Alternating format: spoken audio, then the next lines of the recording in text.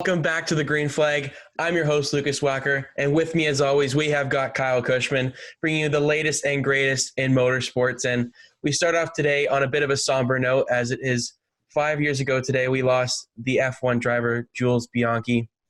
It's a tragic day but it's a good day to remember and mourn the life of Jules. It's something that needs to be recognized. Lots of F1 drivers have put out on social media this morning their love and respect towards Jules. He was an up-and-coming talent, and it's very tragic that we've lost him so young, the cousin to Charles Leclerc. And it's just really tough. I can't imagine what the F1 drivers are thinking this weekend as well. I'm sure they're all honoring him in Hungary. It's just sad. There's nothing really else to say in terms of it's just crazy to think it's been 5 years since we've lost him. He was an up-and-coming talent, like I said, and he's sorely missed. So we're doing this one for you today, Jules. Everything today that we do is in honor of you. So we kind of move on from that a little bit on a more happier note. We've got the NASCAR All-Star Race review to bring you guys today. And for the first time ever, I was at Bristol Motor Speedway, and obviously there was a lot of high expectations coming into this event.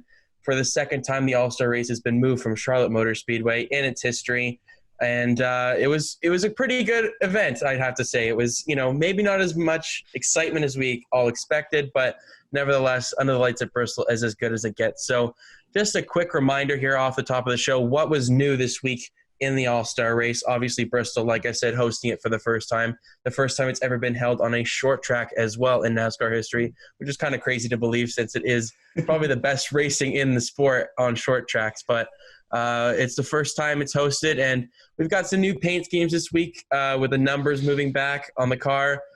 We all had our thoughts and feelings of that prior to the race that we discussed a little bit earlier this week.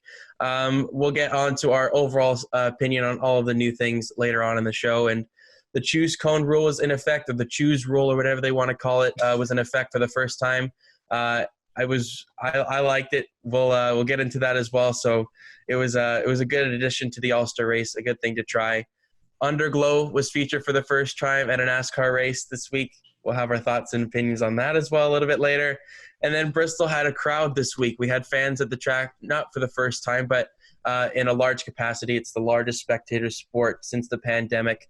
About 20,000, mid-20,000 people were expected to be there, as reported by Adam Stern earlier this morning, I think. So it was, a good all-star race, I'd say, and we can kind of just jump right into it, Kyle. We've got the All-Star Open here, and lots to talk about in that. So just a little bit. Just a little bit, especially in that first stage. And we start off with Michael McDowell on the pole, as we mentioned earlier this week, and he actually got off to an early lead, that old 34 car for Front Row Motorsports. Seemed like it didn't have a lack of speed that maybe I was expecting. I don't know about you, Kyle. What were you expecting in terms of the 34 car's performance early on? Yeah, I mean, front row's kind of been hit or miss at most tracks. Michael McDowell does have some short track speed, so I expected him to kind of hold his own, but I didn't expect him to last that long up front and to be able to hook the bottom as well as he did and make it hard to pass, to say the least. Yeah, definitely. And we saw early on, even in the Open, that it was the old Bristol all around the bottom. The problem that happened with the track was that there was no practice or any other series on the track this time that like there usually is for the All-Star race, whether that's a truck series race or they actually get to have practice for the All-Star race. And usually that's some of the best qualifying sessions of the year is when the All-Star race actually happens because the pit crews get involved. But unfortunately, we didn't get to see that this time around. Hopefully next year, when everything's a bit more back to normal, we get to see that because it's always a very entertaining qualifying session. And McDowell gets off to a bit of an early jump there around the old Bristol, around the bottom with the traction compound. And Almirola was starting to close up there in second, and he started to use the bumper to get to McDowell. And McDowell got used up quite a bit there early on because it was around the bottom. You had to, in order to make a move, you kind of had to bump the person in front. And these guys are racing for a spot in the All-Star race, especially in that first stage. You want the car to be as clean as possible, not for the team not to have to work on it too much in between the races. And Almirola did a perfect bump and run and got past McDowell. And then here comes Stenhouse and Bubba Wallace, who have worked their way up into the second and third positions there. And lots of cars kind of struggling early there as well. Reddick had a bit of an issue very early on in the first 2 laps. He was very, very loose. That car looked basically uncontrollable. And as a result of that, Matty D got into the wall. That kind of put him back in that first stage. That would not hamper his efforts later on, though. And McDowell and Bubba, after Stenhouse used the bumper to get past McDowell, we have the McDowell and Bubba incident, probably the most memorable thing probably from the All-Star race that night. And I'd say it was very – oh, man, it's very tough to describe this because I think McDowell was a bit sour after being used up twice. And then Bubba put the bumper to him going into turn 1, which didn't help. And then on the back straightaway, McDowell just turns left into the right rear quarter panel of Bubba Wallace, wrecking both of their cars essentially, as William Byron was just an innocent bystander there. McDowell gets spun off the nose of Byron. Bubba goes hard into the outside wall. Both cars would, Bubba would be out of the race automatically there. It was, we both predicted Bubba in the All-Star race, whether that was winning his stage or the fan vote. And you can't do that with a wrecked race car. And it was a very, very unsportsmanlike move, I'd say, from McDowell. A bit of a cheap shot. What are your thoughts on everything there, Kyle? Because it got quite the reaction on social media and in the stands as well. I just don't know what McDowell was thinking was going to happen. Like, you're turning left on the straight at Bristol when you've got a guy on the inside, and it's clear that you're not clear. So I just don't know what his thought process was. I understand being upset that you've been bump and runned on like 4 straight corners. I understand that. But it's short track racing, as Denny Hamlin would say. Like, it's like, that's the name of the game. You're a slower car. You started out front not because of your own speed, but because a ping pong ball or whoever they do the draws came out with your name first. And it's just really frustrating because Wednesday night was supposed to be a really positive night for Bubba Wallace, and he's only had a handful of those in the last few months. And whether it was from the fan vote itself or actually winning a stage, and based off the speed of that car early on, it looked like he would be able to compete for one of the stage wins. And having his car wrecked that early because a guy got upset that he had a slower car and got bumped out of the way a couple times, it's just extremely, extremely frustrating. And it just wrecks a race car unnecessarily. It's the All-Star Open. It's the first stage. You're going backwards. I understand the frustration, but you can't turn left on a guy on a straight. That's the number one rule of racing. You don't turn left on a guy down the straight, and that's exactly what he did. And in doing so, as you mentioned, he also wrecked himself because William Byron was on his inside as well. He wasn't clear on 2 cars. And, I don't know what McDowell was thinking, and I don't think we've got any sound bites from him yet, but I have a feeling those will be coming relatively soon. No. I don't know what that's about, but yeah, he didn't address anything post-race or on social media. On the first replay, or when it first happened, what I thought had happened was Byron had gotten a little bit high and McDowell had gotten a little bit low, and Byron had turned him. But the first contact was made between Bubba and McDowell. So it wasn't even Byron getting into his left rear quarter panel and then turning him down and then the chain reaction. It was McDowell coming down, hitting Bubba, and in doing so, turned himself on Byron. So it ruined Bubba Wallace's night in what was supposed to be a great night for him, getting the fan vote or winning a stage himself, and ruined his own race because he messed up his left rear quarter panel and doing so got put back in the field and had no chance of recovering from there. So, yeah, I just don't understand the thought process there for McDowell. Yeah, it was a very weird incident. Like, when I first watched it, I was kind of like taken aback just because, it was just seemed like such an amateur move. Exactly. And he's one of those veteran drivers. There's no defense there. Yeah, and one thing that really bugged me, though, was that Mike Joy and Jeff Gordon didn't really want to put the blame on him there in the aftermath. Yeah. There. It was, like, very, very frustrating. Like, he literally just turned left on the straightaway, guys. There's no way to really defend this. You got to own up and say McDowell just plain up hooked them. I wish the broadcasters would be a little bit more honest with that. Obviously, they have to be as impartial as possible, but I'd say that there's no defense for McDowell on that one. And there was quite a bit of aftermath from that, both on social media and at the track as well. Austin Wayne self tweeting out good after that incident. What's up with these irrelevant truck drivers getting involved in all this? What's up with that? All the truck drivers that are at the back of the field. All these truckers. It's frustrating. Poor Bubba. He can't catch a break, and it doesn't seem – this was meant to be his night to shine. This is the All-Star race. He deserved to be in the All-Star race after how he both performed and everything he's gone through this season, and unfortunately that was not the case. But he did deliver a strong message to McDowell in his interview with Fox, and he made his opinions known very clearly. And then he also took the bumper of his car and put it on the hauler of the 43 car, or the 43 truck, excuse me. And I think it was a pretty strong statement. I liked it. I wish the broadcast had a bit of a camera of showing Bubba Wallace just carrying this bumper down the pit road there. And it's just unfortunate for Bubba, obviously. And McDowell he didn't move on to the All-Star race, thankfully, for his stupid move there, and unfortunately for Bubba, he doesn't either. And as a result of that, there was a contact on the next restart. We kind of move on here, and it was Reddick and Buscher. They make contact on the next restart there, kind of hurting Reddick's car even more than what it was. Yeah, he was just a pinball machine out there. Poor guy, he couldn't get the car underneath him, and that's what happens when there's no practice. That car is just out of control for him. And then Almirola would kind of just go on easily to win stage one from there on. And Byron would move into second there, setting himself up nicely for the second stage. So Almirola automatically moved into the All-Star race. I got that one right. I'll take that. I got that one. So I wasn't as clinical later on, but we'll get into that. And there's a spin in the second stage there between John Hunter Nemechek and Ryan Preece. Just a minor incident. I thought that was, some hard racing there on the restarts, 3 wide going into turn 1. Some actually really good racing. You could tell these guys were desperate. They wanted to get into the All-Star race. Yeah, the open is always fantastic.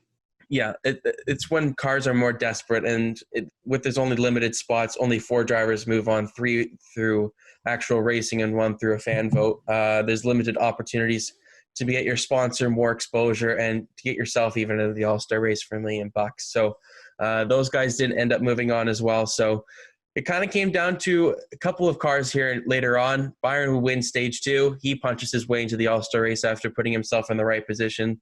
Didn't have too much damage after the McDowell contact. It didn't seem to hamper his car, but aerodynamics aren't too big of an issue on short tracks as we've seen in the past.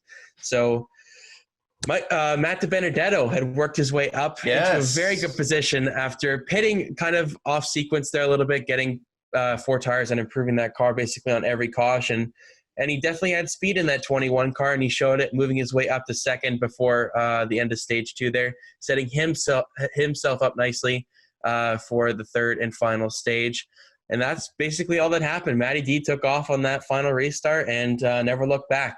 And he moved on to the All-Star race. We're both pretty happy about that, Kyle especially. Love it, man. I'm so happy for him. Yeah. He deserved it. After what happened last year at Bristol, coming that close and having so many issues at the first Bristol race this year and not really being able to kind of replicate that performance, it was great to see him get into the All-Star race for the first time. Yeah, he deserves it after his performances in that 21 car this year. It's kind of frustrating some of these cars that are in the actual playoffs, in the actual point standings, aren't in the All-Star race, but then that adds excitement to the Open, I guess. So I love the way they do it. Yeah, the guys that deserve to be in the All-Star race did get into the All-Star race in terms of performance this year. Yes. And Clint Boyer with a resounding win in the All-Star fan vote. As we would later come to find out, he was the overall winner, and it wasn't Bubba Wallace, which was kind of surprising for me because it seemed like Bubba kind of had it on lock. Yeah, they released it with Bubba and the lead. Weird. Yeah, because they said overall winner, but I don't know if that means overall with the people left or whatever. But hey, it does make sense for Clint Boyer to win it overall. So there's few drivers more deserving of a fan vote than Clint Boyer, whether it's his work in the booth for the Xfinity Series, his fantastic interviews on the grid walk before races, whether it's actually in the car. He's a very entertaining driver. There's plenty of things to love about Clint Bowyer, and yeah, absolutely one of the fan favorites, and makes a ton of sense to win that fan vote. Yeah, and so with that, we got our 4 drivers advancing to the All-Star race: Eric Almirola, William Byron, Matty D, and Clint Bowyer. Probably the best 4 drivers in that in the Open. They move on. I was pretty happy with it. Sometimes you don't always see that, but it's always nice to have an upset once in a while. But with this season, I'd say that the right 4 drivers got in terms of performance. Obviously, it would have been nice to see Bubba Wallace in the All-Star race. If they let him have the backup car like they did a couple way back when they let the cars have the backup car when it was raining at the All-Star race. But that's a different time, and they probably never do that again. So that kind of concludes the Open portion of the All-Star nights. And we move on to the All-Star race, and I loved the pre-race intros for the drivers. Just to hear the driver intro, and Adam Alexander did a great job on that piece. Just introducing I was glad driver. They included him. Adam Alexander does some great stuff with the lower series, and it being the final Fox broadcast, I was glad they got him involved. Yeah, Fox. I just think they're so superior in terms of NASCAR coverage. I think they have great storytelling in their video pieces and stuff. I just think they're a great network to have for this sport, along with the people in the booth and their pit reporters and everything. They're second to none in the industry. So I just wanted to give them a little bit of a shout out there because I thought they did an excellent job considering how they did. They've done all-star driver intros in the past where they come out on a stage in front of all the fans and they're able to, give them high fives and stuff.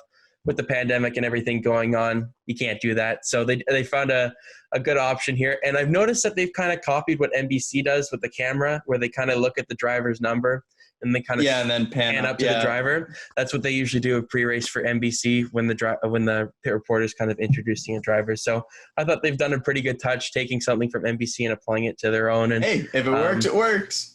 I thought they did a fantastic job, and obviously it's nice to see the pit crew members getting their shout out too in the graphic area, because that's always, that was good. It's not just a one-man show behind the wheel. It takes an entire team, both on the track and behind the wall and pit road. So to make the cars go, it's a full team effort. Even the people back at the shop too. So. Also, we had a bit of a throwback. Darrell Waltrip back in the booth this weekend for the All-Star race. I know some people have varying opinions on him. I love the guy. I absolutely love what he brings to the sport, the energy. You could just tell he was like so excited to be back in the booth. I was so good to see the trio of Mike, Larry, and Darrell back together, along with Jeff obviously giving his input. So it just felt like old times when I first started watching the sport, having the 3 go back and forth together, just sharing stories that, and their inside jokes that we can't even know, as if you're like, well, we can't, that's a story for another time kind of thing. And it was good to hear him give the boogity, boogity, boogity. Oh yeah. So that was always good. It was a good thing. He kind of messed it up though. I think he was out of practice. He gave it 2 times, but did you have the broadcasting graphics package? Did you have the ticker at the top moving? Yeah. Like what they do for NASCAR.com? Yeah. Okay. You had for the first bit. Yeah. That was weird. It was for the first stage.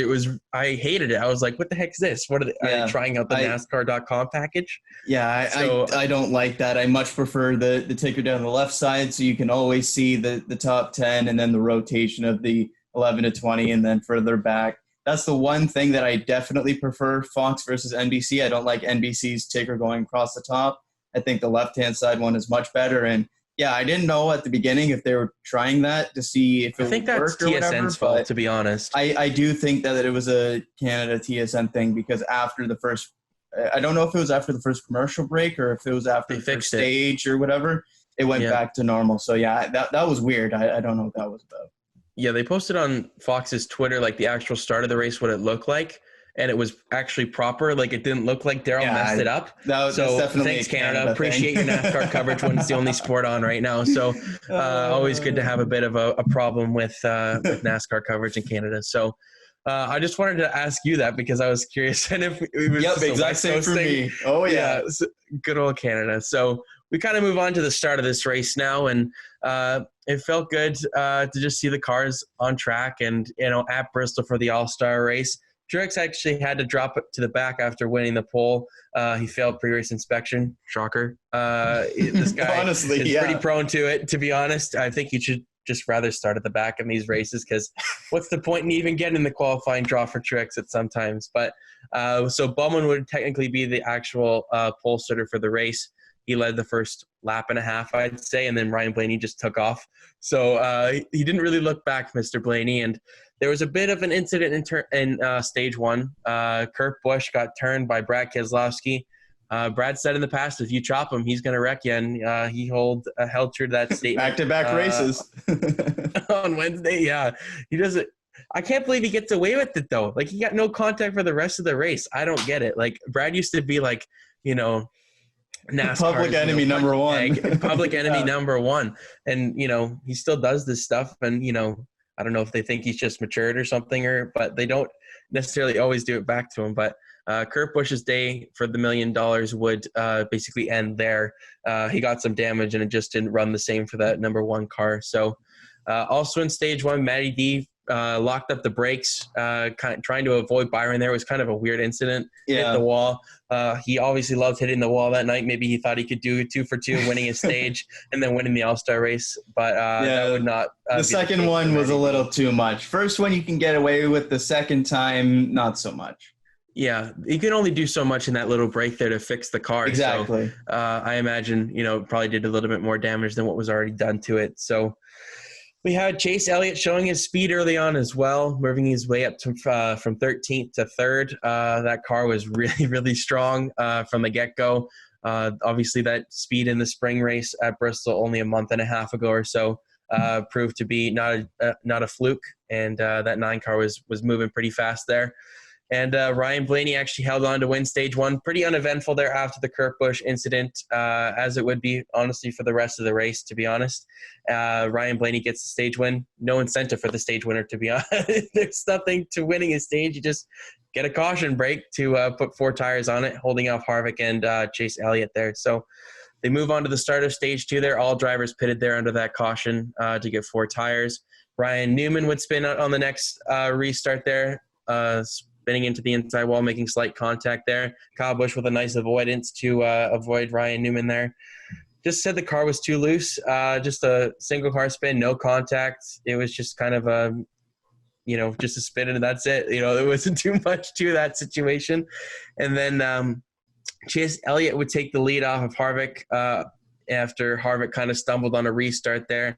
Was really slow for like a lap and a half for some reason. I don't know if it was just the traction compound not agreeing with the tires there, or the air pressures weren't up to scuff there. But Chase Elliott kind of took off from there, and he wins the second stage.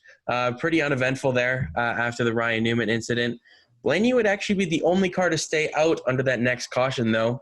Blaney would only pit 1 time in this race, and he looked to be a sitting duck on that next restart. Got to be honest, it seemed like he was going to be screwed and go back to 10th place. But luckily for him, Brad Keselowski actually didn't stay out. He pitted for 2 tires, gaining some track position for him. And he had to he was a roadblock for Harvick and Elliott there for a little bit, letting Blaney get a bit of track position and getting a bit of a lead there over the rest of the pack. Fresher tires would prevail, though, as Chase Elliott and Kevin Harvick would get past Brad, and Chase Elliott would eventually get past Ryan Blaney there. So it was kind of an interesting race there to that point. There was not too much contact. They had a little bit of the bump and run at some points. Denny Hamlin used the bumper, even his teammate, on multiple occasions. So what are your thoughts so far through that stage of the race, Kyle? Because it was not your typical what we were expecting for the Bristol race. Yeah, the main takeaway for me was kind of how quickly it all went by, because we're used to a Charlotte All-Star race. That's what it's been my entire life. It's basically what it's been in the entirety of the actual event.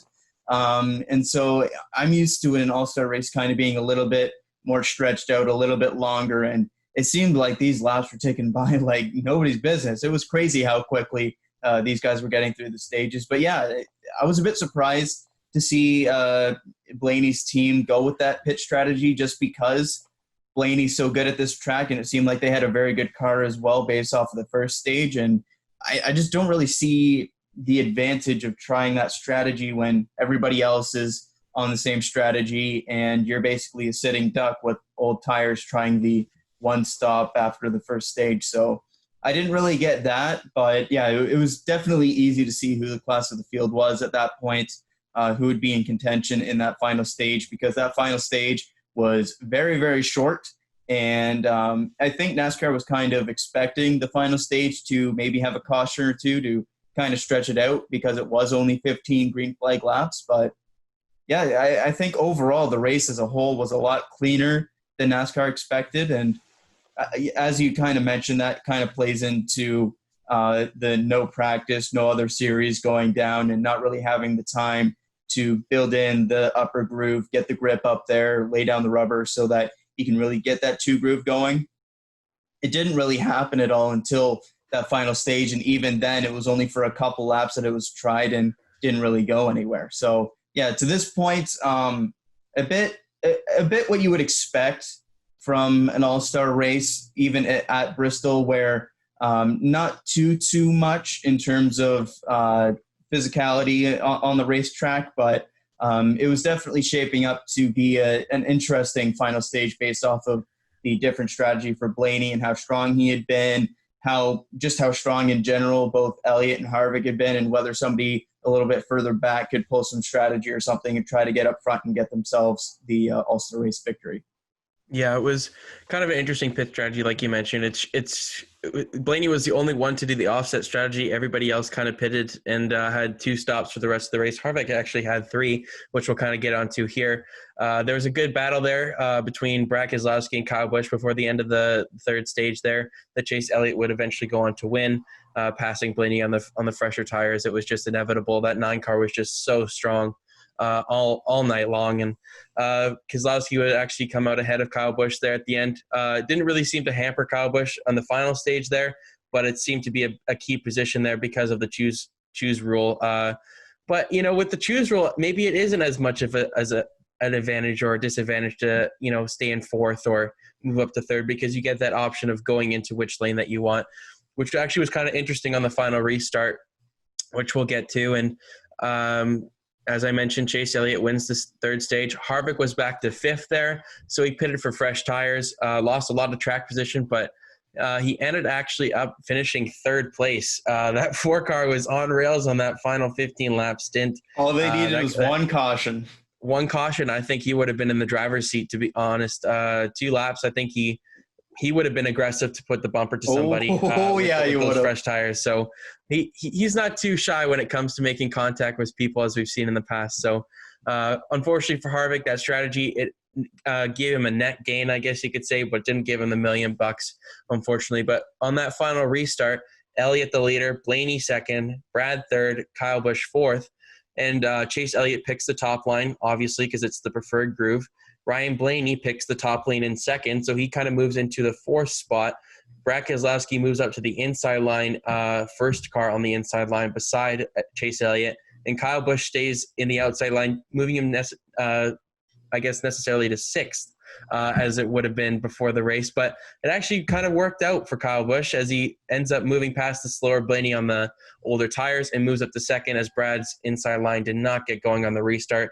So, of course, it's Chase Elliott and Kyle Busch who have had some very interesting moments throughout the return since the pandemic. Some highs and some very low lows on one side of the scale. So it was frustrating, both of us. It was great. Earlier this week, picks. It was our picks. Kyle picked Chase. I picked Kyle. And for Kyle Cushman, he was actually on.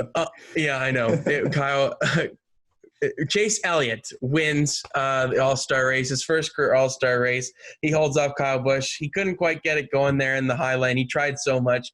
He said in his post-race interview he was given 110%, and he still just didn't have anything for Chase Elliott because the bottom line was just so superior that race. And Chase Elliott leaves Bristol, Tennessee as a millionaire, a young millionaire, I must say. The guy is we were talking about it last on our show this week. Chase Elliott seemed like he would be a good bet to put your money on for this week for the All-Star race. He ran strong there in the spring. And I thought it was pretty fun that both of our drivers that we Yeah, that was too good. It out for the All-Star. We know our stuff, guys. We know our stuff. But Kyle comes out once again on the winning side of it in terms of predictions this week. So he adds another one to his bank. But Chase Elliott wins the All-Star race. It was we'll get into our overall thoughts here in a second, but it was a great day for that number 9 team. I mean, the money, it was kind of joking before the race what you'd spend the money on between him and Ryan Blaney with the Mountain Dew and, the body armor kind of jokes between the two beverages. But good for Chase Elliott, and I'm sure that will give him quite the momentum boost going into this next final stretch before the end of the regular season here. So it doesn't move anything in terms of points, means nothing in terms of playoff points or anything like that. You just leave with $1 million, so it's not that bad of a payday for Chase Elliott and Alan Gustafson and that entire Hendrick Motorsports team. So, Kyle, I think we can kind of move on to our overall thoughts of the race. There's not too much to dissect after the race. No fights or anything on pit road because there was no tempers that really. Yeah, that happened earlier. That did happen earlier. So I guess we can kind of give our thoughts on a scale of 1 to 10 on all of the new things. So we'll start it off with, I guess, what do you want to start off with? You decide. Let's start with the paint schemes because I think that was the thing that changed the most for me.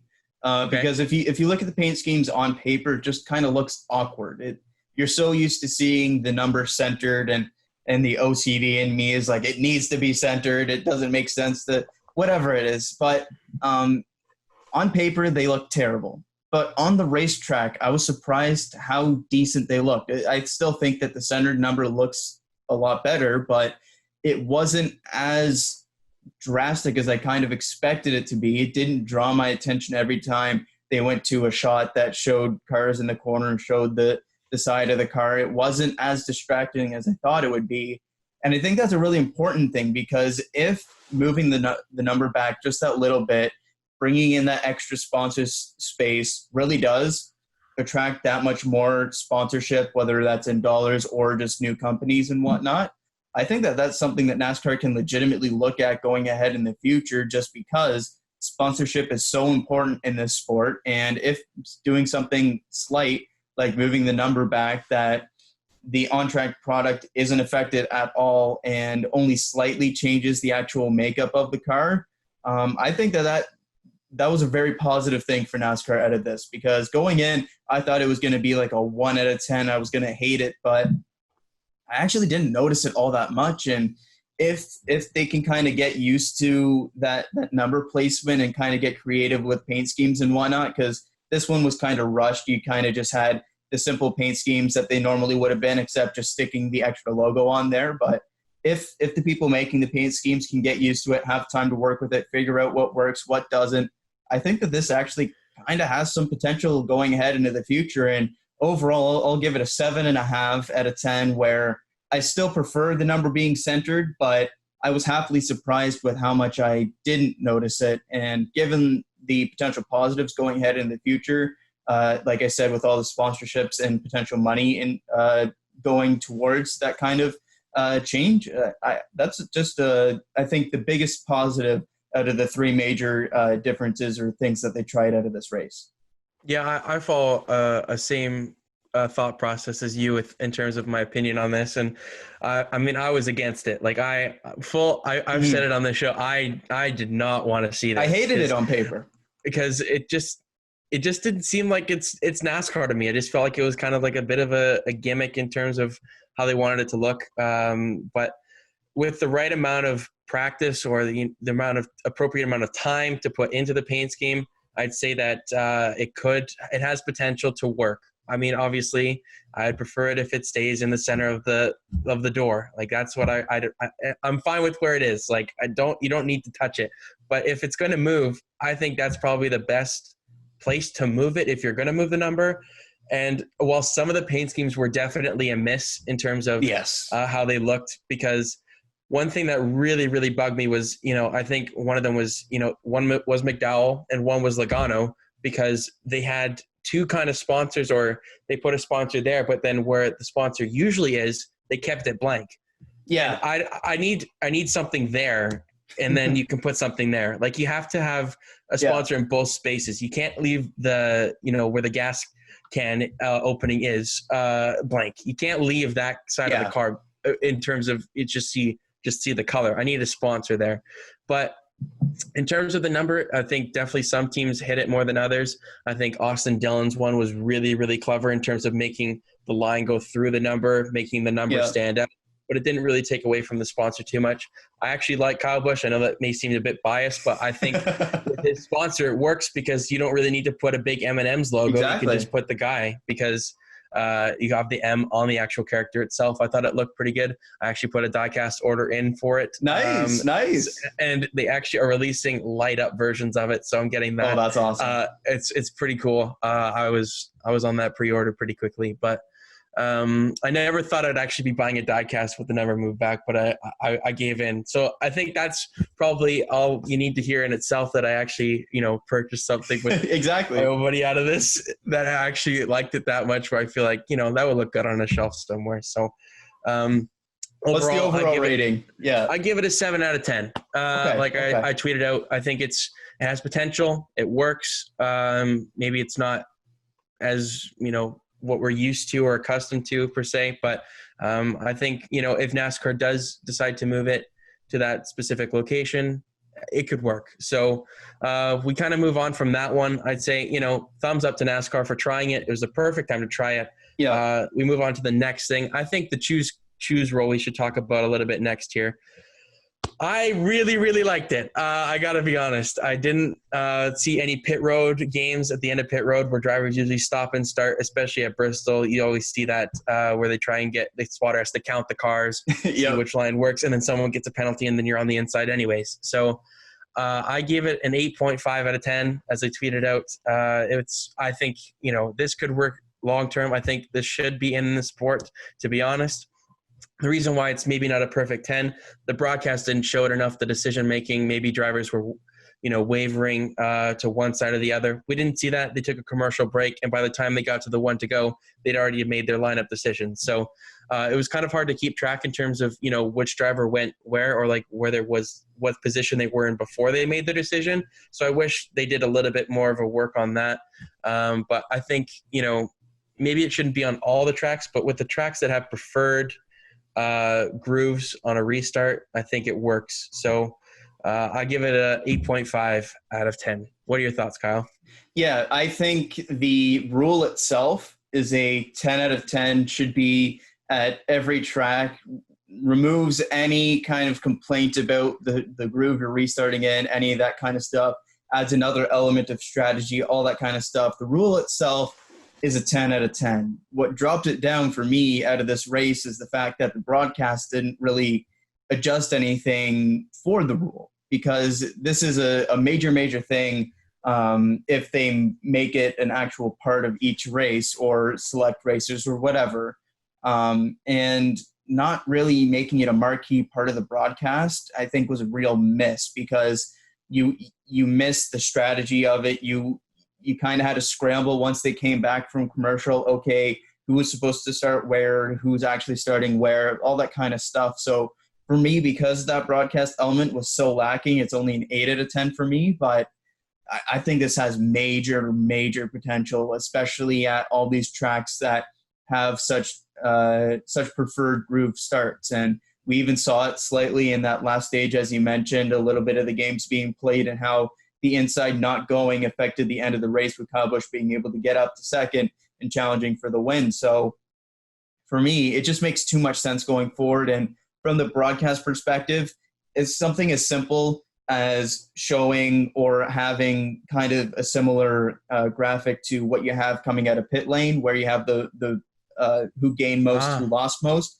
Just something as simple as that, where, okay, this person would have started at this spot, but because of the strategy call, they're restarting here. Just something as simple as that, I think, could really make the choose rule or choose cone, whatever you want to call it, that much more easy to digest for the fan, because the way that they did it in this race just didn't work, even though the rule itself worked. On the broadcast, it didn't.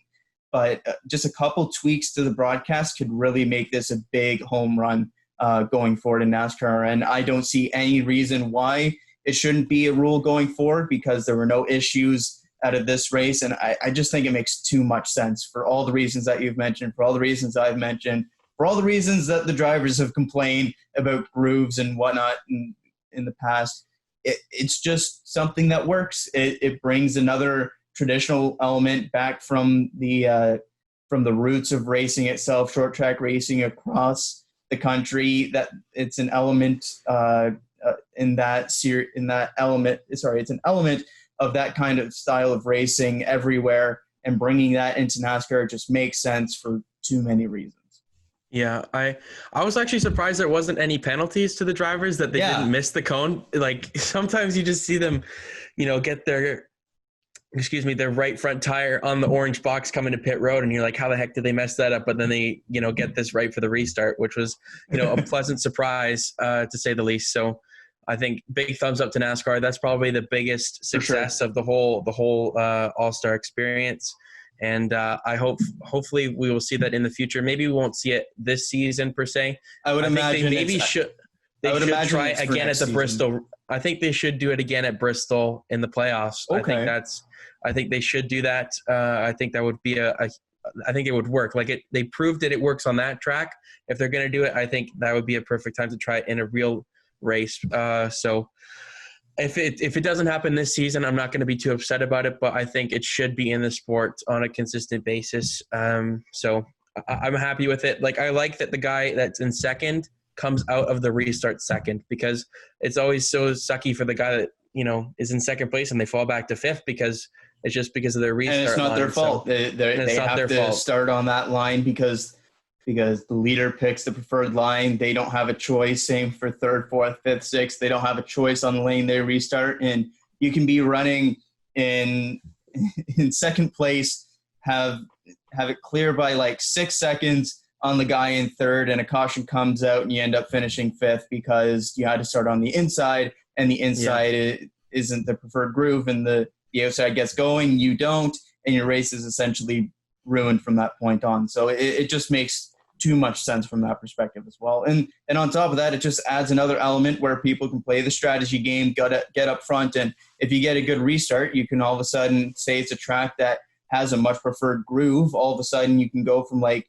starting eighth to starting second or third, and all of a sudden you've got that track position and you can try to make good on that. So it just makes sense from all these different perspectives, whether it's the drivers, entertainment, strategy, all this kind of stuff. I would be very surprised if it's not implemented at the beginning of next season, if not at a track later on this season. Yeah, I think a perfect example of it was Cole Custer last week at Kentucky. Like the outside line was just so preferred, and he won the race from sixth place on the final restart. So if that choose cone rule is in effect, I don't think he'd be that far forward. He may have even switched to the inside, because I think some guys would have switched to the outside line because it is such a dominant groove at that racetrack. So Austin Dillon, thank you for suggesting the idea on Twitter to NASCAR and NASCAR listening to Austin Dillon to put that idea for the All-Star race. So bravo. So we move on to the next thing. There's two more things, the Underglow, and then we'll just move on to Bristol as a whole with the All-Star experience. The Underglow, the biggest fail of the entire All-Star race was this. Holy moly. I was super excited for it. I thought it was going to look so good under the lights at Bristol, a night race, and it was a dud. Holy smokes. So what they did was they put lights under the rear of the cars. Kurt Busch last year on the, I guess, the strip in Nashville or whatever they want to call it for the championship week. It's called Broadway, I think. Is it called Broadway? Something like that. Yeah, and they put it underneath the whole car, and the lights match the paint scheme of the car. And I know they want to manufacturer identity. That's a big thing for NASCAR. They want to bring that kind of rivalry back between the manufacturers. Ford had the blue lights, Toyota had the red, and Chevrolet had this amber orangey color. So, I mean, it just did not look good. It just looked very gimmicky. Kevin Harvick said after the race he hoped his would fall off. He didn't hold back on his opinion on the way it looked. They had to turn them off for pit stops as well because for the pit crews. So I don't know. If it was underneath the whole car and it had the color matched the paint scheme, it would have been more bearable. But here it looked like just really, really bad. I give it a 3 out of 10 on the 10 scale. I mean, there's potential to try it again and see if they could fix it, but I'm not stuck to ever see it again at a NASCAR track. So what are your thoughts on the whole underglow? Yeah, it was a cool idea to try, but given the track is lit up, given that it was only at the rear, it didn't match 90% of the paint schemes. It just didn't work. And even if it was all around the entire car and it matched the paint scheme, it's just not the same effect as doing it during the Burnout on Broadway kind of stuff, where it's much darker. You've got all the smoke for the light to reflect off of. It looks way better there. And when it's a lit up track and there's no smoke to reflect off of, it just kind of looks like a gimmicky Fox Tracks kind of thing. Like, I saw multiple people compare it to the Fox Tracks glow puck kind of stuff from the late 90s, early 2000s. And that was an excellent comparison because it did kind of look CGI'd, and it did look it just didn't look good. And whether that's because it was only at the rear, didn't match paint schemes, whatever, I just don't think it's something that they revisit for actual racing in the future. It just didn't work. It for sure wouldn't be something that they use in an actual race. And it was fun to try for the All-Star race, but I just don't see it being a necessarily something that will ever work in that kind of setting. Definitely do it for all the Burnout on Broadway stuff, or if they go back to Las Vegas, do it on the Strip. Definitely do that stuff, because the light reflecting off of all the smoke and having the darker setting and all that kind of stuff, that works. But in the race setting, it just doesn't work. And when you have to like turn it off for pit stops and whatnot, like that just goes to show that it's not really feasible for any kind of actual racing. And so for me, this gets like a 2.5 out of 10. It was a cool idea to try. I thought that it was going to be around the whole car. I thought that even if they were doing the manufacturer colors, it could be cool to kind of, just because all the bodies kind of look the same now. So having that different manufacturer look could have been interesting, but just all around it was a dud, and quite clearly the biggest dud of the All-Star event. And so, yeah, for me, a 2.5. I will not be disappointed if we never see it again. Yeah, I think part of it too is that it's concrete and it's a lighter shade and it's not pavement. I think they tested it at Charlotte, and that's like a darker surface, and it's going to look better on that. It just needs to be a darker setting, because it didn't look good on the concrete. The track was too lit up, which it needs to be lit up for starters. I'm not saying dim the track down or anything like that. Turn the lights off at Bristol. Yeah, turn the lights off. The neon. No, that's not what I'm saying at all. What I'm saying is it just didn't work in this setting. Maybe try it at a track that like Charlotte, where it's a much darker racing surface, but I just don't see it working in the future. And I just don't think it's something necessary to try again. Leave it for the Burnout on Broadway stuff. Let that be a special feature that you guys do there. Have the whole underbody glow, have all the interior glow, have all that kind of stuff. But for the racing itself, just didn't work. And that's fine. That's what the All-Star race is for, to try stuff. And not everything is going to be a smashing success. Yeah, exactly. And obviously the biggest out of the night, like we've said. So we move on to our final thing to review, Bristol as the host of the All-Star race. And I mean, I'll let you go first on this one, Kyle. So what are your thoughts on Bristol from the All-Star race switching from Charlotte to Bristol this season?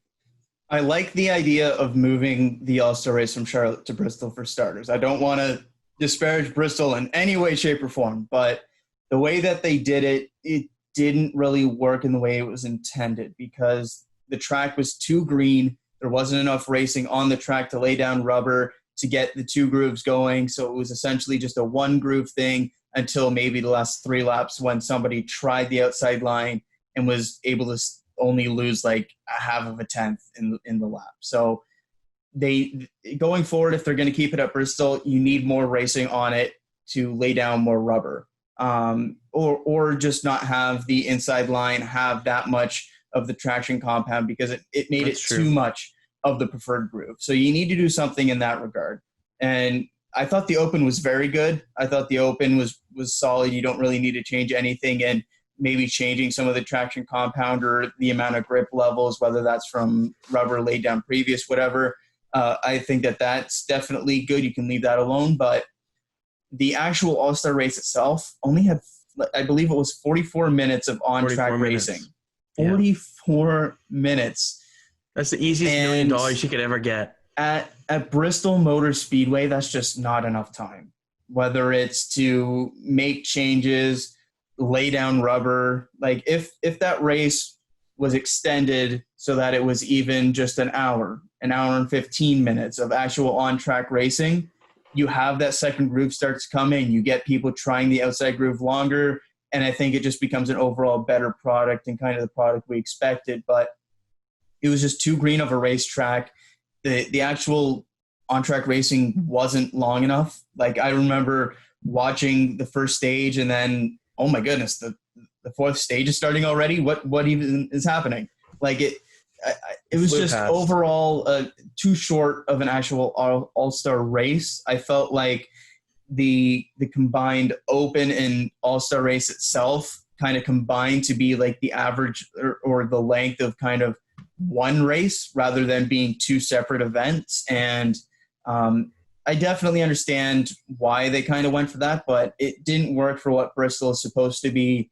And going forward, I think they should keep it at Bristol, but they need to make some tweaks here. And whether that's a traction compound, having qualifying or practice stuff to lay down extra rubber, maybe it's having an exhibition with the Xfinity and Truck Series All-Stars or something like that beforehand to lay down more rubber. Whatever it is, I think that there's a lot of potential at this track to do some fun stuff, but it just didn't really hit that level of expectation we had going in. And granted, we had way too high expectations for this race, but I think overall it was still pretty solid, like a 6.5 for me. But there's just a handful of things that they need to tweak for this to make it that 9 out of 10, 10 out of 10 race that we were kind of going in expecting. And I don't know if you kind of feel the same way about it, but for me, I think that this has a lot of potential, but just need to tweak a couple things.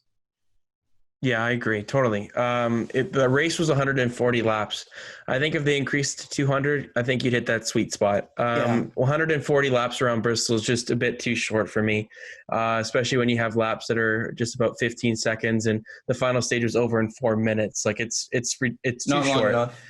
I know that's how they've had it in the past with 15 laps at Charlotte, but that's a good length for Charlotte for somebody to try and chase somebody down. Yeah, it makes the most sense to have the lap count that they had at Charlotte. You're looking at 15-second laps versus 25 to 30-second laps. It's quite literally at Charlotte twice the amount of time to go and try and chase somebody down. And we saw in the final stage, if the final stage was twice the length, Kyle Busch probably has the opportunity to try and run down, maybe get a little bit closer and try that get bump that top groove worked in later and get that top groove. I think that's the biggest thing about it. It was too much of a one groove track throughout the entire event. If you get that upper groove going, completely changes that's when the Bristol's the best. Completely when you get both lanes moving. I mean, I love it when they're riding the wall at Bristol. When they drive it in really deep, then they slow right up in the middle and they drive it really hard off. And I mean, that's what made last year's race so great, at the night race that is, with Matt DiBenedetto, because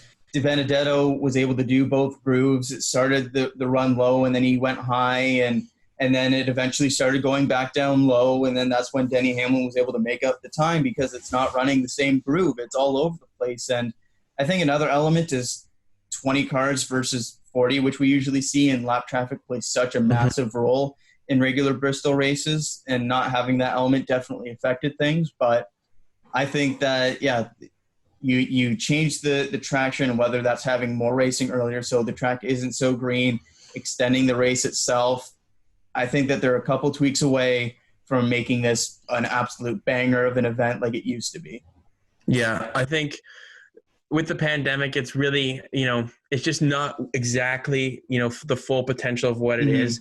If the whole thing is packed with fans too, it brings an entirely new energy. Not to say that the 25,000 fans isn't impressive in itself, but if that and they made their presence known too. That was impressive for 25,000 people in a stadium that usually fits 3-4 times, maybe even more.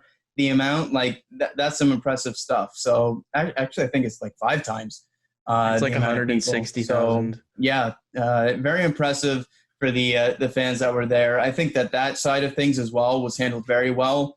Just the shots that they showed of the crowd, things looked very socially distanced. It was very good on that front.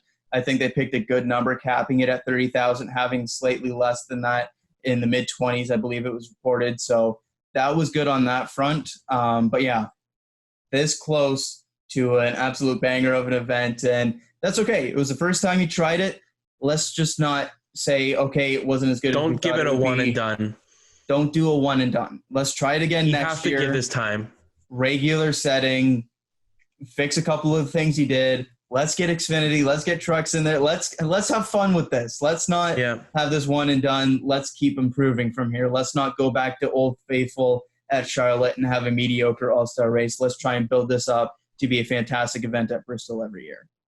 Yeah, I totally agree. And I mean, I know that they like Charlotte because it is so close to the team shops and stuff like that, but Bristol is just it's just the best track to have the all-star race at. And I think part of it too is because all-star race is usually its own weekend. It's usually its own festivities, but this time it's a midweek. It didn't quite get the viewership that it usually does on a Saturday night as well. That was what I found interesting, because the all-star race itself had less viewership, but the Open actually had more. That really surprised me. And I don't know if that was the 7 p.m. Eastern start or what that was, but that part of it really surprised me. Yeah, it was weird to see some of the numbers sometimes. Like, I don't know if the entire Barstool, company came out to support Boyer in the Open, and that's why. Probably. But I hope they don't. They have to give this another chance. I think, even though we had high expectations, like really, really high expectations, because they can meet them, Bristol. Though. We had super high expectations for a reason. And like I said, just a couple of tweaks, make it longer. Have the either qualifying beforehand, maybe an Xfinity or trucks event beforehand. Qualifying at Bristol. Can you imagine? Them going full speed down pit road at Bristol? Can you imagine that? That'd be insane. Man. We're getting ahead of ourselves here, but it's got loads of potential. And I just hope that they don't just scrap it because it didn't meet their expectations the first time. Let's try it again. Make the fixes. Let's try it again. I think I'm surprised the drivers weren't a bit too aggressive either. I thought they were going to be, there has been some incidents since we've come back, with some drivers. And I thought that there would be a little bit more contact being made for sure. But there was no cautions really in terms of, contact except for the Brad Keselowski and Kurt Busch thing. And those two have never had any issues really. So it is what it is. I'm going to give it a 6.5 out of 10. The entire Bristol hosting, and I guess as an entire event as a whole, not too bad. It's not too rough, but it's not exceeding expectations. Excuse me. So I guess that's kind of it for the All-Star race. There's not too much else to discuss. Yeah, one final thing I'll say, just to kind of sum it up. It wasn't any worse than a regular Charlotte All-Star race, and I think that's the key thing. Because we have these lofty expectations for Bristol, but even them not meeting the expectations, it wasn't any different than an all-star race at Charlotte. And I think that's the key thing, because if the baseline, if the low bar is a regular all-star race at Charlotte, just think about what it could be if it's that much better, which we can anticipate it to be with a few changes. So I don't think it can get any worse. I'll say that as well. Exactly. That's the thing. I think that's probably the lowest standard of Bristol, the low bar that you could have. If you get fine. those top two lanes going, I bet you it would have been an insane race. Exactly. But, with it just being the one, I know they like the bump and run, but no one really does the bump and run really anymore. It's not as effective. And, Bubba Wallace found out, you can't really bump and run anybody anymore either. So, just turn you. There's no winning. So, screw everything, right? So, but nevertheless, Bristol, thumbs up to NASCAR for actually making the decision to switch it this year. It's the perfect year to try it.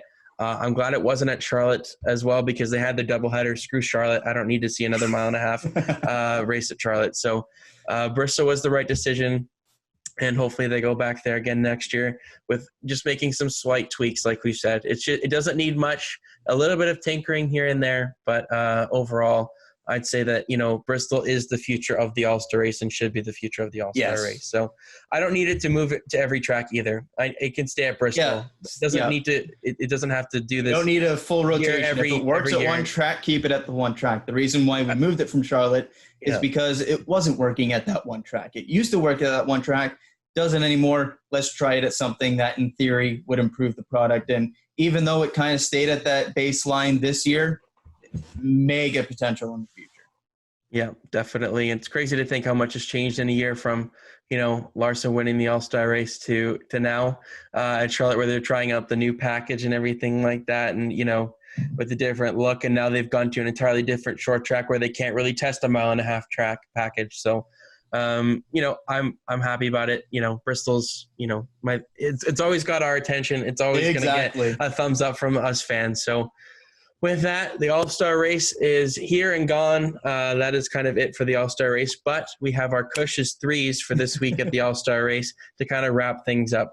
Take it away, Kyle. Yes, well, a much smaller field, so I didn't have as much to pick from, but even still, there were still a few candidates that caught my eye. And in the positives, my number one positive by a mile is Justin Haley with a top 15 finish for Spire Motorsports in the 77. And it was the funniest thing when I found out that he not only was running the race for Spire, but also got like a top 4 starting position out of the draw too, which is just perfect. But I don't know what kind of equipment they were working with, whether it was regular Spire equipment or if it was the Chip Ganassi kind of stuff that they usually run with Ross Chastain. But a 14th place finish in the All-Star race for Justin Haley, finishing ahead of guys like Clint Boyer, Cole Custer, Jimmy Johnson, Matt Kenseth. Like, come on. That's too perfect. He gets the ultimate shout-out for me. And the other two are kind of the obvious ones. Chase Elliott was dominant all race long, gets that redemption from the mishap in Charlotte earlier where he cost himself the win, being too aggressive late in that race, gets that redemption and kind of gets that positive momentum going after a rough weekend in Kentucky. And then Ryan Blaney running very well again at Bristol, as he always does. Tried a different strategy, and even though it didn't work in the end, he ran very well on very old tires against guys on new tires. So for me, Ryan Blaney gets the other shout out. On the disappointing side, I'm going back to the Open for a couple of these. And the big one for me, I was expecting a lot more out of Ricky Stenhouse Jr. in that Open, just because Bristol is one of his best tracks. Having that shorter field, not having those high-end cars in the field for the most part, a couple exceptions, but not having those high-end cars, I was expecting Ricky Stenhouse to be aggressive right at the front and going for those stage wins, and he just really wasn't all that competitive. He had a couple moments where he was up in the top 3, top 5, but was never really in contention for any stage wins, and that was a little bit disappointing for me. I was expecting Ricky Stenhouse Jr. to kind of spice up those Opens a little bit, and whether it was the car or whatever it was, just wasn't really able to get up there to the front. And the other one, Christopher Bell, we both had him making the All-Star race through winning a stage and just didn't quite have it. It seemed like he wasn't able to really get up front. He was able to break away a little bit in, I believe it was the second or third stage, kind of get up there into the top 5, get close towards the top 3. But again, similar to Ricky Stenhouse Jr., I was expecting a bit more from him and just never really showed that pace to really get up there and contend for a stage win. And finally, it hurts me to say this one, but the only way you would have known this guy was in the All-Star race is if you watched the driver intros, because he was a non-factor the entire race, and that's Jimmy Johnson. In his final All-Star race, I don't know how often he ran in the top 15, but it wasn't much, to say the least. And disappointing effort from him at a track that he's usually quite good at, given how fast Hendrick was with William Byron being able to win his way into the All-Star race, having some decent speed, having some issues in there during the All-Star race, and Chase Elliott being the class of the field as well. Disappointing effort from Jimmy Johnson, and I don't know if he maybe made some contact or whatever it was, but finishing outside the top 15 when a Spire Motorsports car finishes ahead of you, that's a little bit rough. But those are the Cush's threes for the All-Star race, a little bit abbreviated because, well, it's an abbreviated field. So give me a little bit of credit for that one. So Much more looking forward to Texas when I can pick out a couple more interesting mid-pack cars. But my biggest shout out by far, Justin Haley. He stayed competitive, and that's all you can ask for in a Spire Motorsports car in the All-Star race. And I have a feeling it'll be a while until we see a Spire Motorsports car back in the All-Star race. Yeah, unless there's another fluky winner sometime this season, but I doubt that we'll see that. I mean, for Jimmy Johnson, that's just a disappointing way to go out in the All-Star race, especially with fans back at the track for basically the first time. I know there's Talladega, but here at Bristol, you can see everybody, you know where everybody is. It's the largest spectator audience since the pandemic. So I feel bad for Jimmy. He finished third in the spring, I think, at the race. Yeah, exactly. This year. He had speed earlier and just didn't have it in the All-Star race. Disappointing for all of the reasons you mentioned. Yeah, so tough way to go out for the old 7-time champion, but Chase Elliott, young millionaire. This guy seems to be, NASCAR's golden boy here. Gets the All-Star win. Good for the sport in terms of getting NASCAR's most popular driver the win. So with that, the All-Star race once again is here and gone, and we move on to a mile and a half at Texas Motor Speedway this week. We were going to give you the fantasy preview today, so we didn't have to give it to you earlier this week because we were going to do an All-Star race review. So here's the Texas fantasy preview for this week, and this one's honestly really, really difficult. This is probably the toughest one I've had since we've done the show here. So obvious, there's going to be one obvious, and I think Kyle and I will both have it in our lineups. Oh, yeah. Kevin Harvick. He's so good at this race. Kevin Harvick. I went with the past 6 races for him at this track. An average finish of 2.83. Is that good? 3 wins, 6 top 10s, and 498 laps led. Just some mediocre numbers there for the old Kevin Harvick there in the number 4 team. If you don't put him in your lineup this weekend, give your head a shake. This guy is Don't overthink it. Don't overthink it. He's going to end up in victory lane this week. That's my winner pick. I'm going to tell you that right now. I don't know why he wouldn't win this weekend. It seems to be one of his best tracks. He's unstoppable here lately. I think he's got probably the best shot of anybody. I don't know. I should have checked where he started. Do you know where he's starting? I'll just check it really quick. Ooh, I do not know.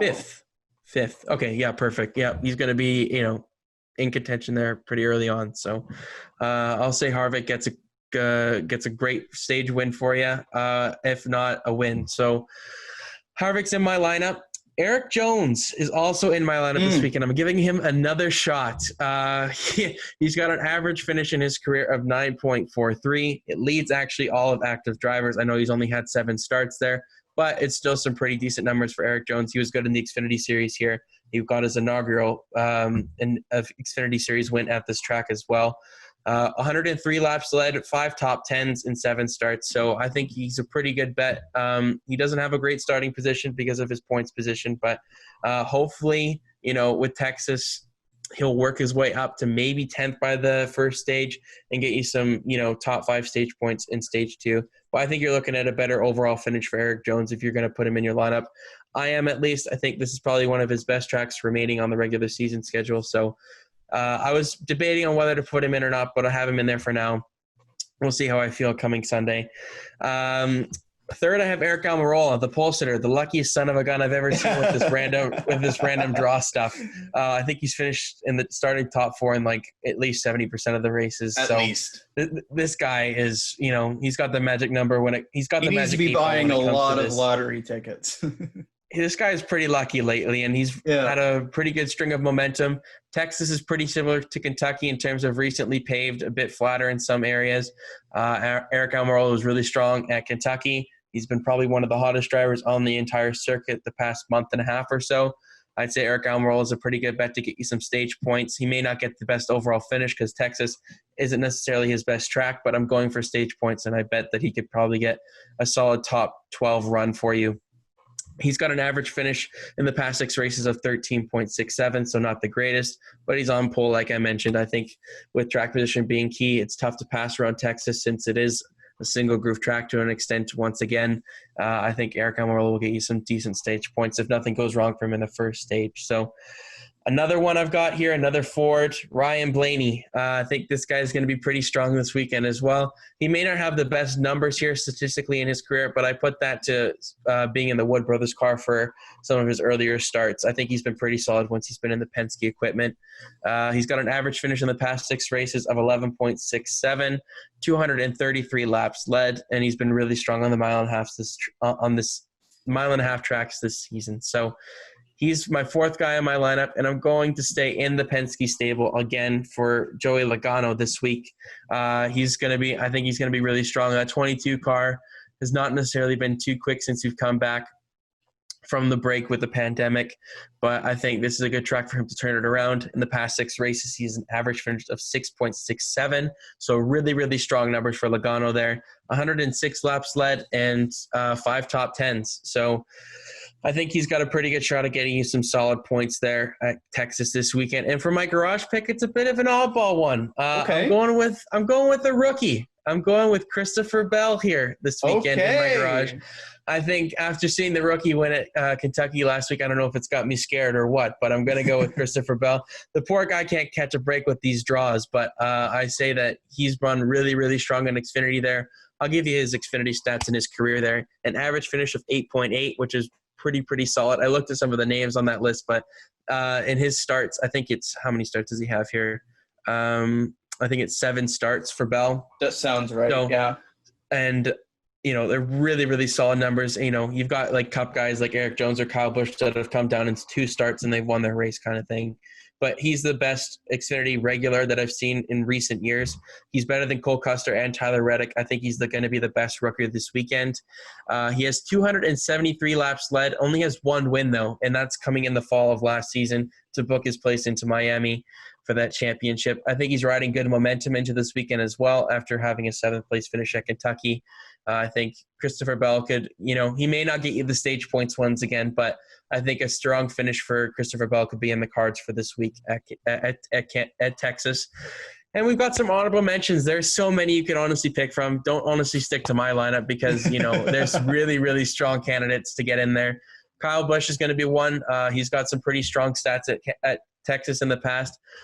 I'm just not putting him in there based off of his runs in the past at mile and a half tracks, especially at Kentucky last week where he was meant to be good. So until I see some speed out of the 18, I'm going to save some usages, I think. I'm at 4 still with him, but, we're running out of time here late in the regular season.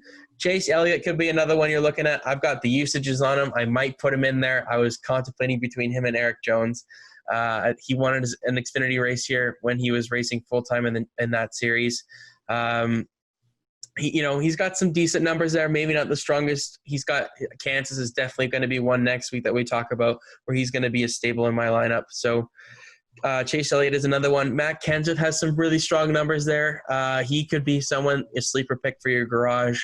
I'd say that, he may not have the speed this year on the mile and a half in the 42 car. I don't think he's taken to this package as well as he did when he raced full time, but Kenseth could be another guy you look at. Kurt Busch is another one. He's had some really, really strong runs there in the past, over the past 6 races there especially. And I could put him in there, maybe interchange him with Eric Jones. Eric Jones might be the one I take out just because of recent form. Jimmy Johnson is the final honorable mention this weekend. I think he was the king of this place when he was winning championships. Nobody could stop him at Texas Motor Speedway. And I think he's got a chance of redeeming himself here. I think he's had some pretty strong speed on some of the mile and a halves this season. And I expect that 48 car to turn it around. He seemed really strong at Kentucky before getting turned around. So I think Jimmy Johnson, he's got the most laps led to anybody there in the current field. So Jimmy Johnson is my final honorable mention of the week.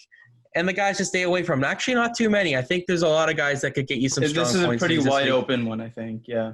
Brad Keselowski is one you're going to want to stay away from this weekend. I don't think this is a track he's been too successful on. He's got, I think, 1 win here. I think it was 2016 in the fall race in the playoffs. And then Alex Bowman is another one. I don't think you should play him this weekend. I think Kansas probably suits his driving style a little bit more.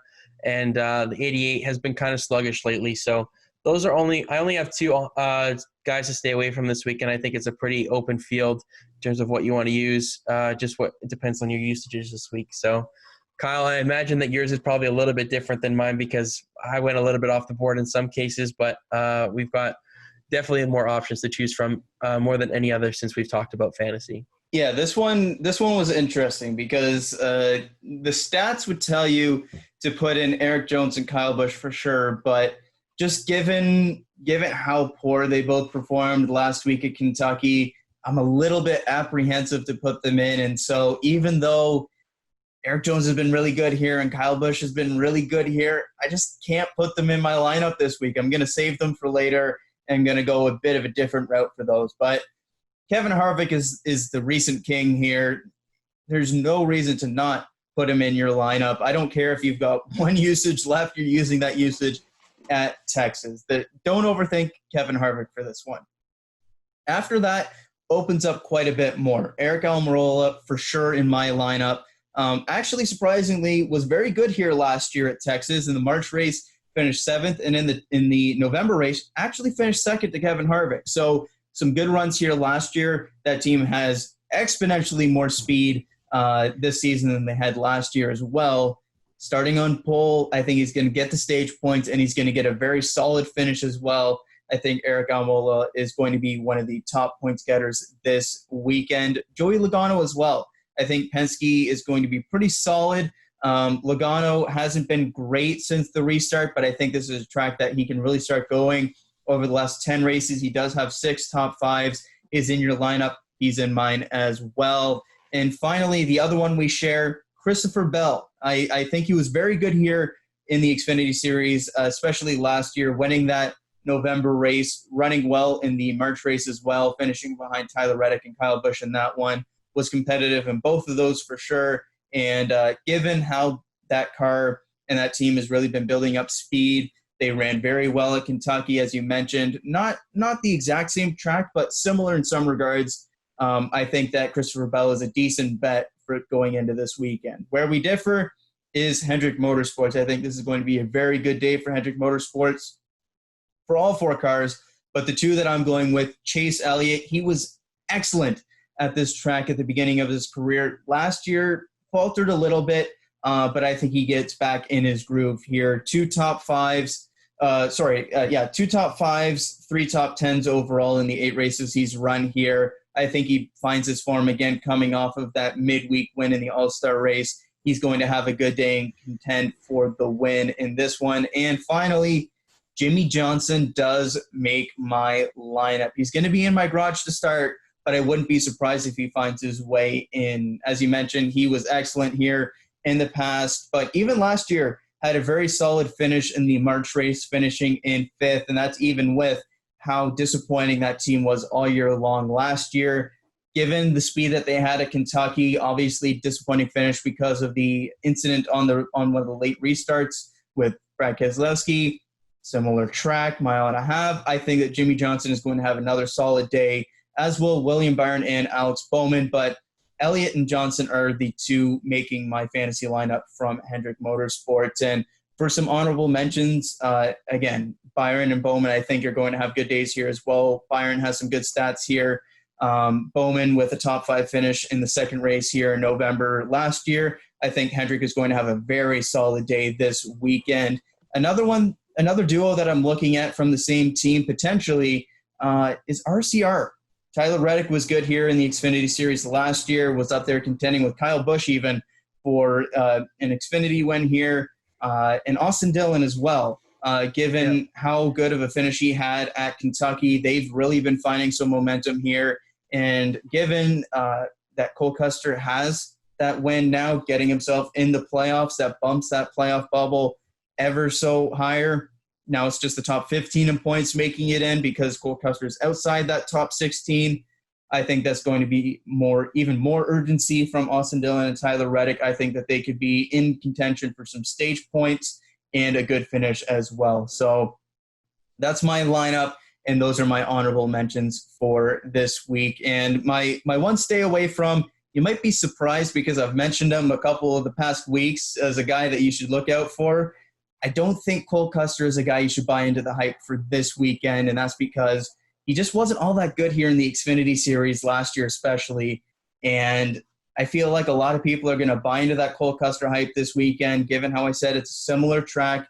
They have that positive momentum going, but I feel like you should maybe pump the brakes a little bit on Cole Custer this weekend. Go back to him later. I think he's definitely going to be good the rest of the season, but for this track especially, I think that there are some much better options that you can go for. And given that they have that win now, they don't really need to go for stage points or anything and try to point their way in.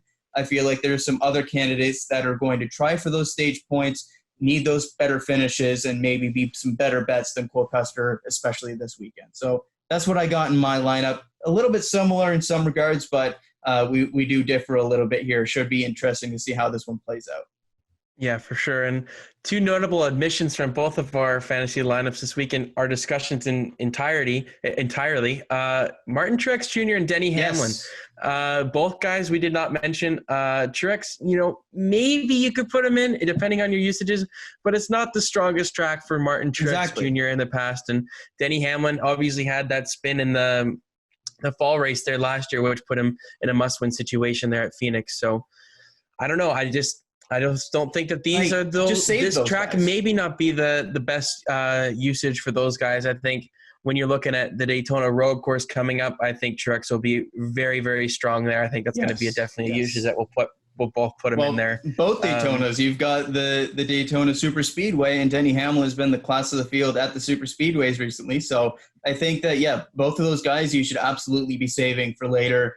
They may have very good days. They may go out and win the thing this weekend, but I think if you're playing the probability game, you're playing the usages game, I don't think that you should use those guys this weekend. I think there are some better options that can potentially use up some usages that you won't be using, whether that's Jimmy Johnson or a couple of the other guys on the bubble that we maybe mentioned as honorable mentions or whatever it is. I think that there's some better options going into this weekend, and you can save some of those other JGR guys.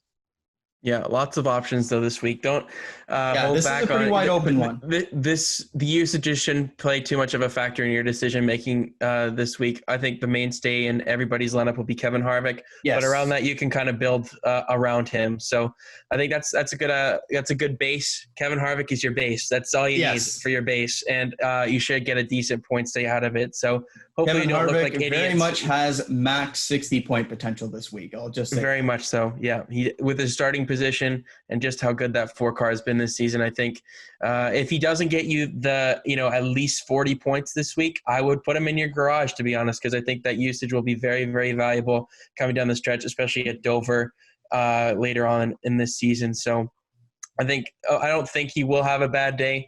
I just if you're looking to get the most out of a Kevin Harvick usage, 40 points or above would be optimal because of his stage points and even a race win. So you build around Harvick this week, and I think you should be fine. So that kind of concludes our Texas fantasy preview. But what is our picks to win? I kind of already said mine with Harvick, but who is your pick to win this week in Texas? Well, I think Harvick is going to be up there for much of the day, as we've mentioned, but I think it's actually going to be Chase Elliott that goes out and gets the win this weekend. I think he carries that momentum from the All-Star race. He goes out at Texas. He was so good here at the beginning of his career. Faltered, as I mentioned, last year. Didn't have 2 great finishes, but I think he refines his form at Texas Motor Speedway. I think Hendrick is going to be very good this weekend, and I think Chase Elliott goes out and maybe surprises Kevin Harvick and goes out and gets the win. I like that pick. I think, momentum is key, and he's definitely riding some after that win on Wednesday night, which I actually thought was Thursday night for the All-Star race. I don't know why I was so stupid, but it was Wednesday night, the All-Star race. And I think Ryan Blaney is my secondary pick for a win if I'm going to pick somebody. I think all 3 of our guys would be in optimal positions to get a really good points day in a win, leaving Texas Motor Speedway. So that kind of concludes the NASCAR portion of our show. That basically does it for our show, almost. We got a little bit of F1 news over the past little bit here.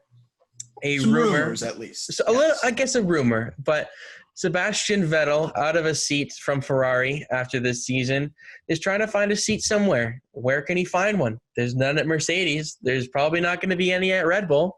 There's not going to be any at Ferrari, obviously. There's not going to be, well, Williams is all locked up, as we can kind of mention, unless he was going to go there. There kind of leaves one team here that is, he's not going to go to the Red Bull Junior program. So I don't think he's going to take that big of a step back in his career. But Racing Point, or Aston Martin as it is turning into next season, has become the front runner, or the rumored front runner, of Sebastian Vettel's destination for the 2021 season. And he is looking to be replacing Sergio Perez. And that's a very interesting rumor. Obviously, Lance Stroll has kind of got that seat on lock with daddy's money locked up in that team. And even though performance-based, I'd say Perez is way stronger than Stroll. It looks like the more superior and the more veteran driver may be on his way out of Racing Point, out of nothing on his own doing. It's just Vettel is just the more acclaimed driver, and he's probably got a little bit more money. And then Perez, I know he's got the Mexican market behind him, but Vettel is the name that everybody loves. It'd be an interesting career move to Racing Point, but as we've seen in Hungary in the first practice, this Racing Point car, the Mercedes Type 2, as you can call it, is really, really strong. So what are your thoughts on this rumor, Kyle? Because, rumors in F1, they aren't usually very wrong in most cases. And that's pretty true. And if Vettel does get this ride, Perez is looking for a ride, and there's been rumors that maybe Alfa Romeo would scoop him up, but obviously the Vettel one is the most the big one in terms of news this week. Well, I don't think it's so certain that Lance Stroll has a spot next season. I think given Aston Martin coming into the fold, it's not just Lawrence Stroll anymore like it has been for much of Lance's career. It's not like it was at Williams where it's Lawrence Stroll bringing in the paycheck, but it's Williams controlling the team.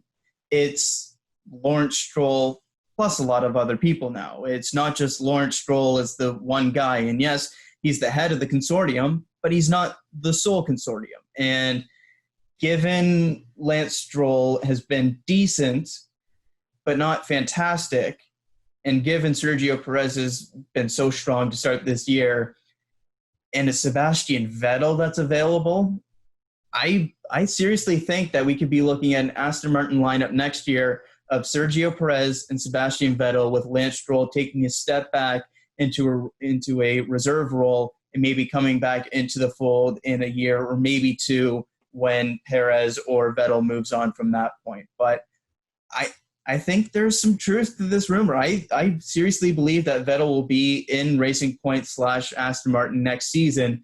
It's just whether he's partnered with Stroll or Perez, because it's not the first time that we've heard somebody linked to Racing Point, because Fernando Alonso said that he had a contract offered as well from Racing Point before he went to Renault. So it's clear that there's a seat Racing open. Point has interest in other people. And given that it wasn't just Vettel, that they were also looking at Alonso, tells me that if the upgrade is available to somebody with a pedigree of a world champion, they could look to maybe move Stroll out. Now, it depends on what he does from here on, but we saw just last week the difference in quality between Perez and Stroll, where Stroll had the much preferred starting position and was able to kind of tread water in that position, whereas Sergio Perez comes all the way through the field, flies by Stroll, goes up and almost beats the Red Bull before running in, breaking his front wing and having issues from that point. But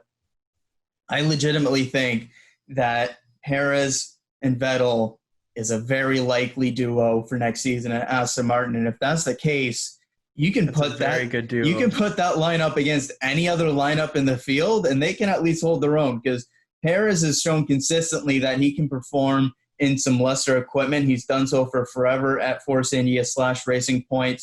He's gotten results constantly. He's one of the major reasons why they're even still in the sport with Racing Point now, saving them after everything that went on at Force India at the end there. He's got that contract through 2022. I just can't see them breaking that contract with Sergio Perez. And given Stroll, he has the family ties there, but if it's Sebastian Vettel coming in, I don't think Lance can really complain stepping back into a reserve role.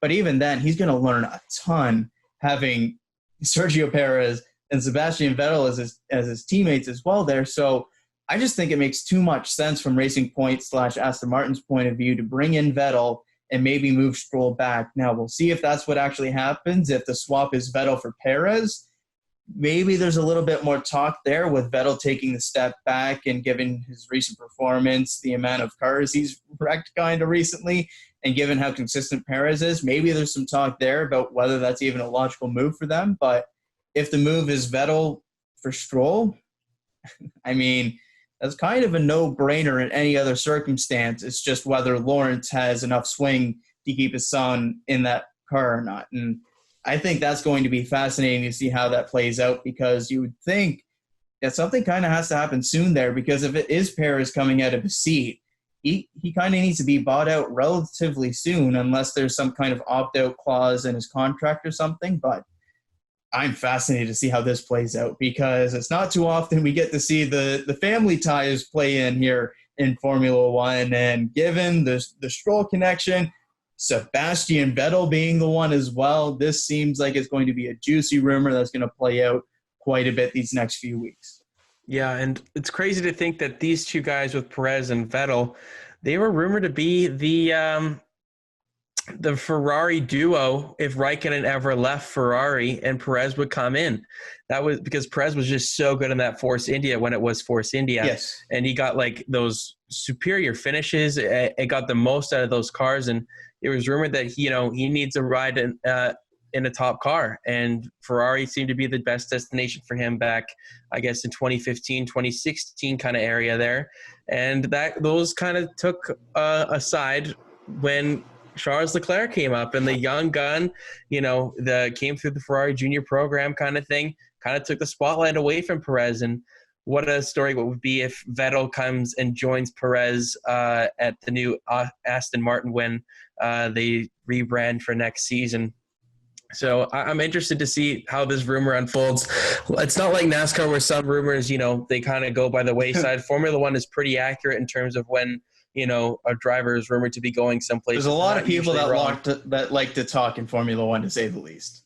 Yeah, they know what they're talking about, and they like to talk. So it's a very open situation in terms of what's happening there. This is the last competitive seat for next year, basically, because Renault, McLaren, at least Red Bull looks to be tied up with Albon for next year.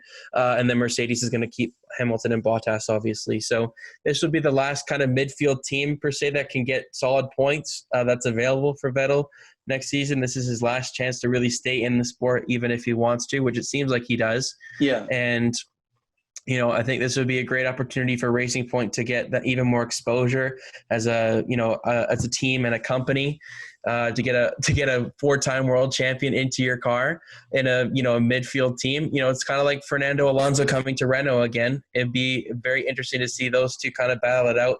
Maybe not per se at the front of the grid, but in the middle pack, Fernando Alonso versus Sebastian Vettel for next year. But that's all to be determined, but it's a very juicy rumor, something that we both love. Silly season is kind of, coming to an end here for Formula One, and, NASCAR's is, kind of sorting itself out too. There's not too many big names left, but there's obviously that big 48 seat left vacant by Jimmy Johnson. And there's lots to talk about in both series in terms of the silly season aspect of it. And we're looking at maybe giving you a show next week or sometime soon. Yeah, we'll see. Give you our latest on the silly season rumors and our predictions on who could end up in which seat for next season. So it's always fun to predict that kind of stuff. It's like, in any other sport, it's like the trade rumors. This is our this is our free agency kind of. Yeah. So it's, and also the Williams pair of George Russell and Nicholas Latifi have been confirmed for the Williams seat next season. So there's not going to be a new driver in the Williams seat for the first time in a while, partnering with that's big for George Russell. Yeah, being able to keep that consistency, being able to keep George Russell for another season is huge.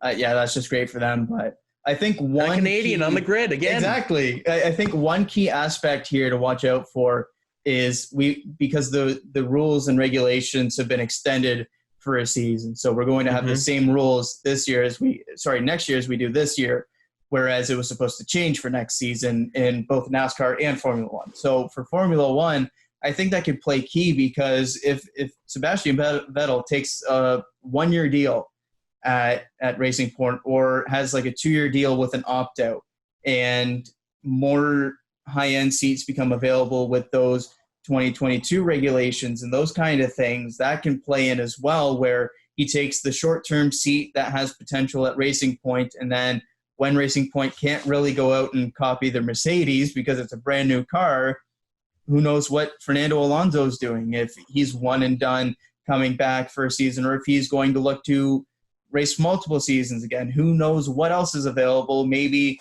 at Red Bull or whatever it is. Who knows past next season because of the rules and regulation changes. Exactly. It's a crapshoot. And so I think that it makes a lot of sense for both Racing Point and Sebastian Vettel to make the most out of the current rules package, bring in that world champion for Racing Point / Aston Martin when he would actually join. Vettel gets into a competitive ride again. And in that final season where they can kind of copy Mercedes, at least for now, go out with an ultimate duo of Perez and Vettel and go out and try to contend with that top 2, top 3. And if they have that driver lineup, if it's kind of similar to what the situation is this year, given the rules and regulations staying the same, I don't see why not. It just kind of makes too much sense. Yeah, definitely. And obviously I'd love to see as many Canadians on the grid as possible. Exactly. But I mean, if Lance Stroll has to give way to somebody, I'm not upset that it's Sebastian Vettel taking his spot. And Sebastian Vettel's a character around the sport. He's great with the fans. He's great with the media. He's just a perfect personality for the sport. So I hope he stays around. I hope he gets a seat, whether that's for Perez losing out or Stroll losing out.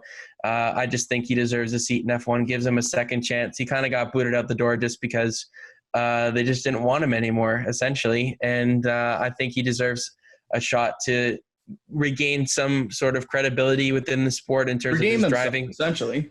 Yeah. If he can put in a solid shift there at Aston Martin, who knows, maybe he gets another top-end ride before he ends his career, or maybe this is the end of Sebastian Vettel, but that's all to be determined with that. And that's kind of all the F1 news that we have. We wanted to bring that rumor to you guys because it is such a huge name. A juicy one. Yeah. It's a great little thing that's come out over this week. So with that, we've got NASCAR at Texas Motor Speedway this weekend with the Cup Series, the Xfinity Series, and the Truck Series all in action. We've got the IndyCar Series at Iowa for a doubleheader, and we've got F1 at Hungary. They've completed their first 2 practices, kind of a wet one there in FP2. So lots of action to get you caught up on again next week. So with that, that kind of concludes this episode for this week. Happy to recap the All-Star race with lots of things to talk about, all of NASCAR's new innovations or ideas that they've put in place, and definitely some pros and some cons like we've talked about. So hopefully you guys have enjoyed this week's episode of The Green Flag, and we'll be back to talk to you guys sometime next week to review all this weekend's races. So take care, everybody. Thank you for listening and watching us, and we'll talk to you again soon.